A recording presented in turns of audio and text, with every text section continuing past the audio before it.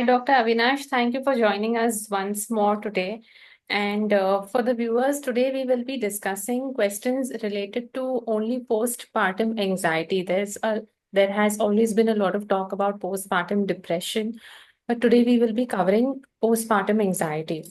So the first thing I want to ask you, Dr. Avinash, is what is postpartum anxiety? Is it just regular anxiety?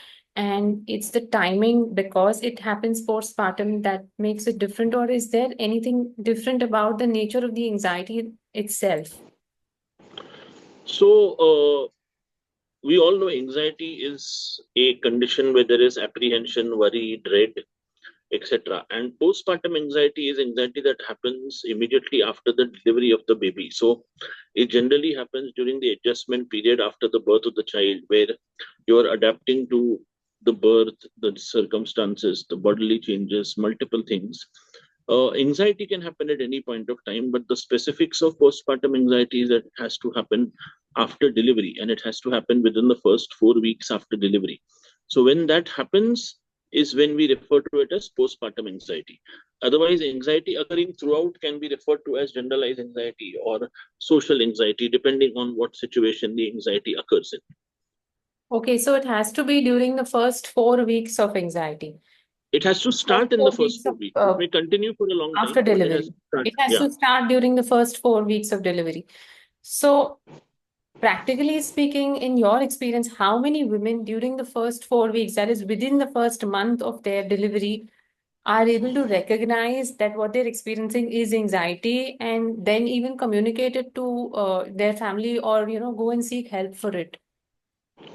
So, most women experience both depression and anxiety in the postpartum period, but many of them are told that it is normal. There are hormonal changes, there are factors, you're adapting, you've just become a mother, there is stress, Correct. there is mother in law pressure, there is family pressure. So, many of them think that it is absolutely normal to have this anxiety. Okay. The worry, the crux of the matter is yes, it is very normal to be anxious as a new mother, Correct. but if the anxiety is overriding your life, that you're not able to take care of the baby, you're not able to breastfeed, you're not able to sleep, you're not able to eat, you're panicky, your hands are trembling, you're not able to speak, that means the anxiety is of such intensity or severity that it is crippling you in your day-to-day activities. Then you Okay. obviously need to seek help. But Okay. if you have little anxieties, I mean, whether my baby has slept, has he got up, has he That is fed, I normal. mean, those are normal anxieties that happen with any mother, and I think that's Correct. fine. But Okay. when you get a panic like feeling and you feel I'm going to die now, something is going to happen to me, and you're not able to as a result look after your baby, then Mm-hmm. you definitely need to seek help from a mental health professional. Okay. And how common is postpartum anxiety? Well, I think at least 30 to 50% of women undergo some amount of postpartum anxiety. But if you ask me, around 10 to 20% undergo it to the extent that you need help. But Okay. and I think everybody undergoes mild anxiety, so that is very common. But 30 to 50% have anxiety, which can be managed with family support, etc., little counseling. But around 10 to 20% need serious mental health help. Okay.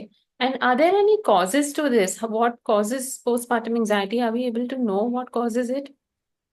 So every phenomenon in mental health, I always say, is a biopsychosocial phenomenon. There are biological factors. So here there are hormonal changes that are happening. There are physical changes in the body. There are chemicals in the brain which go up and down. Sleep cycles get disturbed. So biologically there are changes that are happening.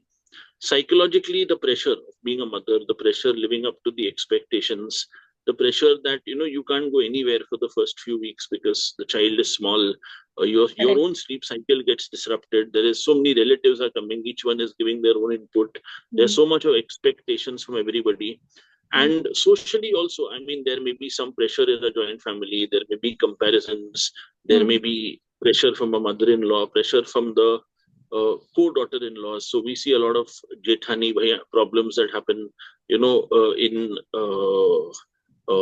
families. We also see sometimes the husband may be away the whole day, so the wife feels alone at Mm. home, and the husband Mm. doesn't spend enough time because he has to work. He's in a office job or he's in a Mm. traveling job. So these kind of things Mm. also are some things which are worrisome. And also sometimes in families, if the mother is new and she's learning, then every mistake is looked at very critically. That Hmm. also causes a lot of anxiety to the mother. So there are multiple factors that play a role. And we always have to remember that anybody who's had an anxiety disorder before, that is, Hmm. if you had some panic or some social phobia or some PTSD in your life ever, the Okay. chances that you may develop postpartum anxiety are more. That is one. And Okay. also, if you are generally anxious as a personality, so there are some people who are anxious, small Right. things they will get worried about. Hmm. They worry about each and everything in life. So they Hmm. are very compulsive. They want everything to be perfect. Hmm. And if things don't go perfect, then they are upset. So these kind of people are more prone to postpartum anxiety. Hmm. Hmm. Hmm. So, so since you mentioned that the anxiety has to start within the first 4 weeks after delivery, I am still with the interactions that I have had with women, and personally also, really in the first 4 weeks, that is the first month, is we're so overwhelmed with everything that is going on. Is there any, I mean, do women really come to you during that time seeking help during the first month? Because I think the focus just completely shifts after delivery from the mother to the child. And the focus of the mother itself shifts from herself to now the baby. So, do they come during the first month saying that, this is what I'm experiencing, unless it's an extreme case, or in most cases, do they come later and say that, no, I think this began during the first, immediately after delivery? So, I'm just curious that do they really come that early seeking help? So what happens normally is that in the immediate postpartum period, that is the first 1 or 2 months, Hmm. uh, they are generally referred by the gynac. The gynac is the one who Okay. sees them the most. So the Okay. gynac The says, "I think gynaec you is have then a problem, informed. and you need a." The sadly, not all gynacs are well informed. So not all gynacs are able to detect, but Okay. those who are, they refer. Sometimes they prefer to see a counselor first because I think the stigma of seeing a psychiatrist is still very rampant. And Absolutely. most importantly, the worry is that I will, as a doctor, prescribe medication and the child Medications. has to be breastfed. So, Hmm. will the medicines go into the breast milk and affect the child? But Hmm. what a lot of people don't know is that most psychiatric medication are secreted in very, very, very small quantities in breast milk. So, the chances of the baby getting drowsy or the baby falling asleep or any side effects in the baby is very, very rare. Hmm. We very safely prescribe a lot of medication during breastfeeding. So there Okay. is no worry on that count. But Okay. there are times when the anxiety is so debilitating that the mother-in-law, the husband, the wife, they realize that there is no option but to give Hmm. medication. So what we normally suggest is that we will keep the patient on a night dose, and Okay. maybe what the patient can do is give the last feed by around 11:30 in the night, and then take the night medication. Okay. And they can always either maintain a feed at 3 a.m. or 3:30 when the child needs an extra feed, Hmm. or they extract some breast milk and keep it, and that can be given at 3:30. And And then then the they first take the feed at 7 medication. in the morning, 6:30 in the morning can again be given, because sometimes even a continuous night sleep helps in reducing Helps anxiety. in, yeah, So regularizing yes, things. so Yeah. we normally advise that. So, there is a lot of role of hormones in creating this sort of a situation, because like we've seen that even when a person has anxiety, the anxiety usually gets worse just premenstrually, or when they are in the perimenopause phase. So clearly hormones have a role to play. So now where IVF is getting more and more common, where multiple pregnancies are common, delayed pregnancies or complications during pregnancies where the mother is having to be on hormones, does that have a role to play somewhere where they are? I don't know. This is something I again, I'm curious about this, where they are, when they are being given progesterone, and then progesterone has an effect where, it affects your mood. And then when it's suddenly stopped, or when after delivery, when, it's cut off. Does that, could that trigger anxiety? So any change in hormonal factors can affect mood. Any change in hormonal factors can affect anxiety. Even if there are hormonal pills that a patient is on, that can affect. And any complicated delivery, always the mother is more cautious post delivery, that the Hmm. child has to be looked after more because the baby is precious and there have been complications from which the baby has Hmm. been born. So So I anyway, think the that anxiety itself is level a is cause of high. anxiety. that itself is a cause of anxiety. Okay. All right. So otherwise, you're saying that it's not that because they are on progesterone supplements or because they No, no. I that don't think progesterone on its own per se is a cause. There are factors in and around all that not a happens. cause, but it could aggravate things. It could predispose you to anxiety. Would you say that? No, not really. See, there are a lot of people who are on oral contraceptive pills throughout Okay. their cycle, and Hmm. that also Correct. has progesterone. So it doesn't mean that they get anxious. Okay. It all When depends it's on cut what the off, home doesn't mean that situation you're is. Yeah, there are a lot of constellation of factors that play a role. okay. Okay. And is there something that can be done pre-pregnancy or when you're planning your pregnancy so that you don't get prone to postpartum anxiety? Is there something that can be done before you? So I think that the girl having her mother around is first the best help. If she is Okay. happy with her mother, if she Okay. doesn't get along with her mother, then it's better to avoid the mother being Avoid the around. Both, mother. both, both have to be looked at. Hmm. So if you have to ask her, who are you more happy with, the mother or mother-in-law, and depending on what answer they give you, let her Okay. go to her own house for some days. That's the best place. She can be herself, even if she throws a tantrum or two, because of the vulnerable state that she is in. It is, looked at and managed better, Hmm. and she's always more comfortable in her maternal home, in her paternal home. So it's Okay. absolutely fine. But of course, I mean, that's not the only protective factor. Family Hmm. support, financial issues, the kind of relationship she has with her husband, the kind of whether she's a working woman or non-working woman, multiple factors play a role. Hmm. See, working women are more anxious because the worry is that they have to also get back to work within certain days post delivery. So the worry is, who's going to look after the child? How is it going to be? How is it going to be without me? So Hmm. leaving their baby for so many hours and going away to work is also something Hmm. which worries them. Hmm. Hmm. Okay. And are there any misconceptions that you see commonly about postpartum anxiety? So a lot of sometimes people feel that, oh, she is a little lazy, she doesn't want to take care of the baby, so Okay. she's doing all this. Okay. So some people say, oh, she probably, it was an unplanned pregnancy, she did not want the baby, so this is her Okay. own So there's a lot way of of blame. that way, that blame that does happen. Hmm. Then sometimes, sadly, in our society, people even think probably she had anxiety even before marriage. We were not told, and now Oh, it has come back. okay. So they try and inquire whether this was an old illness which has come back, or is it a new illness. So these are Okay. things which also worry, and they think. And the moment they have to take their daughter-in-law to a psychiatrist, they think, oh, is she mentally ill? Is she going to be mentally ill for the rest of her life? Is she going to be on medications lifelong? Hmm. Are the medications addictive? And I mean, very often I tell parents, I mean, who come to me, or I tell the husband or the mother-in-law that comes to me, what if she had a kidney problem? What would you have done? I Hmm. mean, you'd have quietly taken her to a nephrologist and given her Hmm. all the medicine that she needed. What Hmm. if she had a heart problem after delivery? You'd have quietly taken her to a cardiologist and Hmm. done whatever was needed. So when there Hmm. is a mental health issue, you come to me. So Correct. whatever needs to be done needs to be done. The why is there so much of a hullabaloo around psychiatric medication? It all medications have side effects. So Hmm. why is there? But the stigma is more with psychiatry. Okay. And once a person is diagnosed with postpartum anxiety, typically how long does it take for them to recover from this? No, so generally recovery is not that long. In around 2 or 3 weeks, the anxiety can subside totally, but Okay. they may have to be on medication for even 6 months. Okay. They can't just stop medication soon. But Okay. recovery can definitely happen in around Sooner. 2 to 3 weeks. Okay.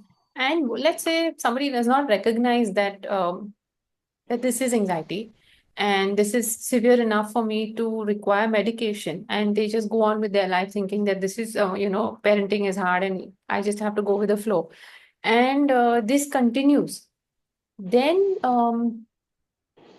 what happens? Does this then develop into generalized anxiety disorder or panic disorder, or Yes, what so happens in cases untreated where it goes anxiety, undiagnosed? untreated, undiagnosed anxiety can continue. And then we might have a full blown anxiety disorder that develops, and you may treat it like any other anxiety disorder. So, and Okay. then you may need to be on medication for a longer time. You may need counseling for a longer time. So overall, Okay. the duration of treatment gets increased.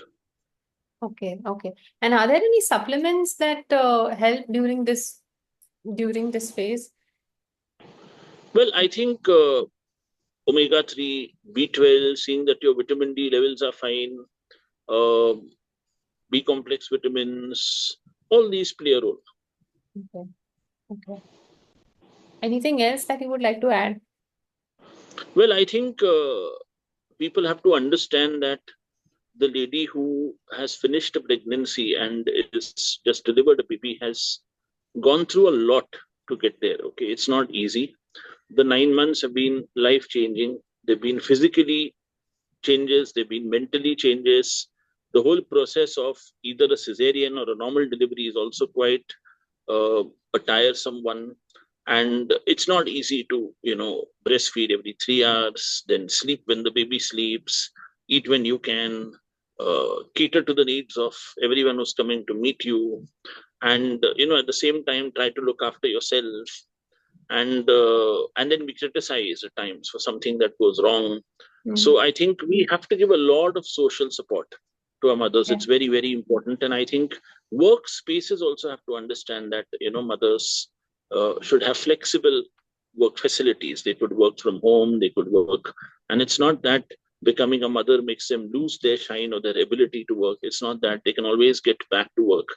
And I think fathers have to take equal responsibility in bringing up the baby, I think, which is very, very, very important. I mean, I always remember when, my son was small and I used to be out the whole day working. So I would, come for lunch, be there for some time, and then again go to the clinic, come back. And I Mm. know in the night when I used to come, I used to tell my wife that, you see TV now, do what you want. Leave the baby with me. And in the Okay. night, I would tell her, once you've done the feeding at 12, you just go to sleep, get up straight at 9 o'clock, in the morning. The That's top, really the two nice of you. feeds, the two feeds, there was a 3 o'clock, 3:30 feed. So we would keep an alarm. I would keep an alarm, get up, Mm-hmm. and I Mm-hmm. would sleep in a separate room. So the alarm would not, disturb her So she would sleep. not So get I said disturbed. that, but invariably being the mother, she would get up at 3:30, ki, Right. are you able to feed? Is everything okay? And, I would tell her there's Mm. no need for you to get up, go and Mm, sleep. mm, And, mm, but then mm, still she would, out of her own anxiety, get up. And then mm. she would again get up at 7 o'clock. So I would tell her, you rest. But then she would at least not have to go through that half an hour of being awake to Mm, feed, at least, which would mm, make her mm, lose her sleep. Or I would tell her, mm, you go back to sleep, and, and then the baby would naturally sleep off after being fed. So there was never a problem. And then mm. slowly we weaned off the night feed also as fast as possible.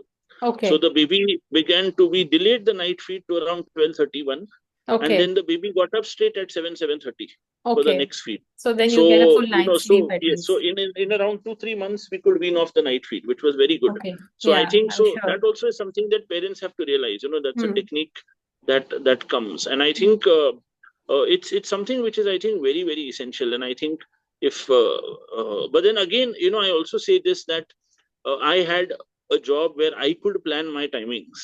So Correct. it was possible. Everybody does not There's not have that everyone may liberty. not be able to do this. So I'm not saying Yes. that, there may be men who have to get up at 5 o'clock, catch a 7 a.m. Yes. train to reach office at 9 a.m. So, Yes. I can't expect them to do this. This is my story. It may not work for everyone. Yeah. Correct. Yes, yes. And my last question, Dr. Avinash, is that since gynacs are the ones who meet these patients, what is it that you would like to tell, a message that you would like to give these gynacs, to all gynacs? Because I think if they are sensitizing the patient about it, just the way they talk about everything else, about nutrition and, exercise and everything else, taking care of themselves, uh, do you think that there's something they can tell them or ask them, Yes. about themselves? I don't know how many gynacs really ask the mother once she goes for her follow-up that how are you feeling? Uh, how are Yeah. you So I doing think I mentally? think gynacs talking to the mother about mental health. Do you feel sad? Do you feel low? Do you feel anxious? Is your Mm, sleep proper? And referring them at least to a counselor to start with mm, is something which could be the first step. mm, Gynac should never, never, ever tell patients that, don't take psychiatric medication. They're bad for your health. Don't do this. It's okay. I understand you may not know about psychiatry, but when we don't tell them, don't take OC pills. It's bad or whatever. So, why spread the wrong word? I mean, and I think if you have any issues, there are times when, we have prescribed medication. And I had a patient who said that the gynac has been apprehensive that I'm Okay. taking these medications. So I've said, Okay. put me on the phone to the doctor, let me talk to the doctor. And doctor to doctor, we talk, we rationalize, Hmm. we analyze. Hmm. Even if I have to change medicine, I have done that. It's not that. And I mean, we've reached somewhere whereby, we both are on the same page. So I Correct. think the gynac and the psychiatrist can liaison and Okay. make life a lot easier for the patient. There Okay. are times when the patient needs help and the family is not ready to take psychiatric medication. I know there are some gynacs I work with who ask me that they will not see you, but this lady needs help. What is it that I can prescribe? And I tell them, please prescribe this, and they at least start medication. But because it's Okay. written by the gynac on her Wonderful. letterhead, they are Okay. more open to taking it. Okay. Okay. Okay. Yeah. Brilliant. So Okay. yes, so that I think is a liaison that can be done very easily. Okay. Okay. Thank you, Dr. Avinash. Those are all the questions that I had for you. Thank you so much for making the time today. Thank And you. I will Thank you so connect much. with you soon again. Sure, sure, definitely. Thank you so much.